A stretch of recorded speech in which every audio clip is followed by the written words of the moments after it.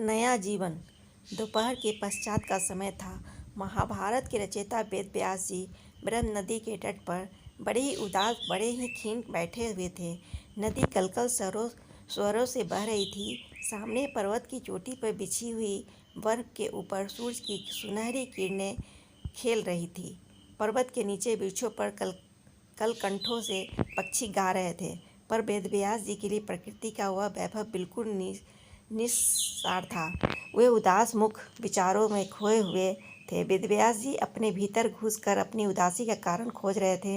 वे सोच रहे थे कि उनकी तो किसी में कोई आसक्ति नहीं है, फिर उनके मन में यह खीनता किस बात के लिए है।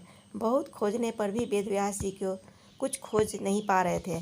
आखिर उन्होंने सोचा, मन की यह उदासी इस तरह तो दूर होने वाली नहीं। इसे दूर करने के लिए आसन लगाकर बैठ गए। उन्होंने ध्यान में नेत्र बंद कर लिया। कितने क्षण बीत पाए थे, कुछ कहा नहीं जा सकता था। सहसा नारद मुनि के तारों पर मधुर स्वर लहरी में प्रभु की प्रार्थना का गान करने लगे। वेद व्यास का ध्यान टूट गया। उन्होंने नेत्र खोलकर देखा, बिना बजाते हुए महर्षि नारद खड़े थे।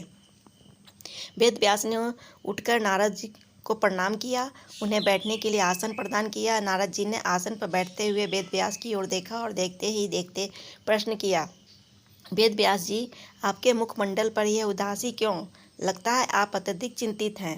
वेद व्यास जी ने निविश्वास छोड़ते हुए कहा, हाँ महर्षि, मैं उदास हूँ, बहुत ही चिंतित हूँ। नारद जी ने रहस्यमय दृष्टि से व्यास जी की ओर देखते हुए पुनः कहा, उदासी और चिंता का कारण?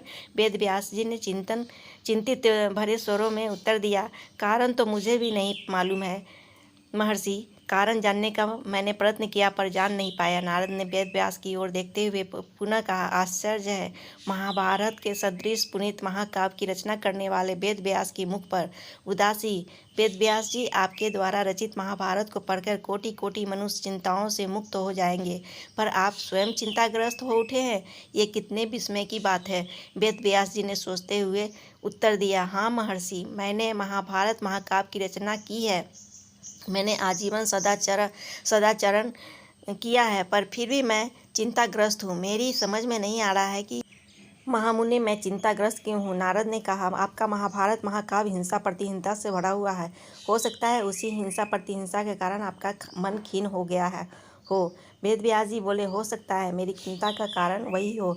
मैं उसके लिए जप करूँगा नारद जी। नारद ने कहा, माता सरस्वती ने आपको ग्रंथ रचना के लिए भेजा है, जप के लिए नहीं। तप के द्वारा तो केवल आपका ही कल्याण होगा, पर ग्रंथ से कोटि कोटि मनुष्यों का कल्याण होगा। नारद जी की बात सुनकर वेद व्यास जी के विचारों में उलझ गए। उन्होंने नारद जी की ओर देखते हुए कहा, ग्रंथ रचना तो मैं कर चुका महामुने, महाभारत से बढ़कर ग्रंथ में मैं अब नहीं लिख सकता। नारद ने कहा, वेद व्यास जी, आपकी ग्रंथ रचना अभी भी अधूरी है। आपने महाभारत की रचना तो की, पर अभी तक महाभारत के सूत्रधार के चरित्र का गान नहीं किया है। जब तक आप उसके चरित्र का गान नहीं करेंगे, आपकी ग्रंथ रचना अधूरी रहेगी। आपने उनके चरित्र का गान नहीं किया है, यही आपकी उदासी का कारण भी है। यह सुनकर वेद व्यास जी विचारों की तरंगों में डूब गए। नारद ने वेद व्यास जी के मन को झकझोरते हुए पुनः कहा, वेद व्यास जी, महाभारत में आदि से लेकर अंत तक जिस लीला पुरुष का चरित्र बोल रहा है, प्रत्येक घटना में जिसकी प्रेरणा समाई हुई है और जिसने महाभारत के सभी पदों को उद्घाटित किया है, उस लीला पुरुष श्री कृष्ण के चरित्र का गान कीजिए। उनके चरित्र गान से ही आपकी खिन्नता दूर होगी, आपको नया जीवन प्राप्त होगा। यह कहकर नारद वेद व्यास के मन को झकझोर बीना बजाते हुए चले गए और वेद व्यास श्री कृष्ण के चरित्र का गान लिखने लगे। उन्होंने श्री भगवद तथा पुराणों की रचना की। सचमुच आज वेद व्यास जी के द्वारा लिखे गए ग्रंथों से कोटि कोटि मनुष्यों का कल्याण हो रहा है। नदियाँ सूख जाएगी, पर्वत अपने स्थान को छोड़ देंगे, पर वेद व्यास जी की वाणी गूंजती ही रहेगी।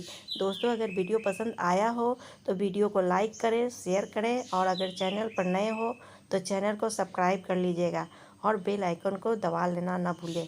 धन्यवाद।